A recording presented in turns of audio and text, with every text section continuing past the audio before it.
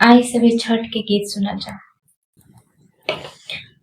3 दिन के भूखली तेरी अवाई छठी माई, कर जोरी करेली गुहार। थर थर कांपेला बदनवाई छठी माई, सुनी ले तू बिनती हमार। 3 दिन की भूखली तेरी अवाई छठी माई, कर जोरी करेली गुहार। जल बीच खड़ बानी अजरा पसारी की, रखी हा कुशल से तू पूरा परिवार के।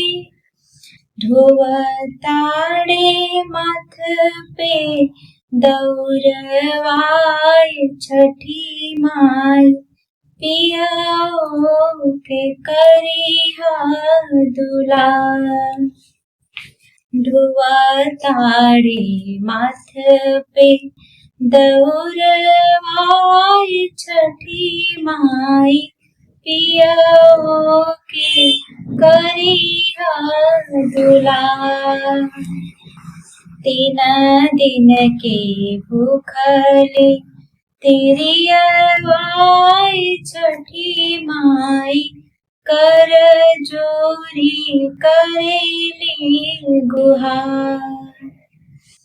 नाही मोर खेती बारी नाही कौनो असरा, दुखे दुख बाटे खाली हमनी के बखरा।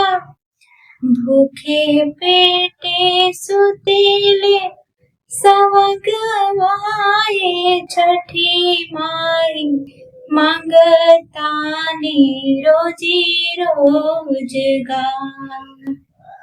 भूखे पेटे सुतेले सवगवाई छठी माई, मांगतानी रोजी रोजगार।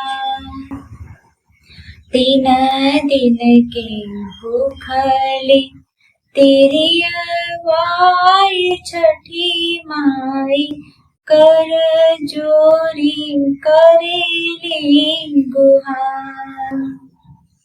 कहियाले सुनबो सुशीला के गुहार तू, सब रजिया पे करेलू विचार तू। मनसा तू हमारो पुराई दाए छठी मैया, कौसिया भरब हम तुहार। मनसा तू हमारो पुराई दाए छठी मैया, कोसिया भरब हम तुहार। 3 दिन की भूखली तेरी अवाई छठी माई, करे जोर करेली गुहार। धन्यवाद।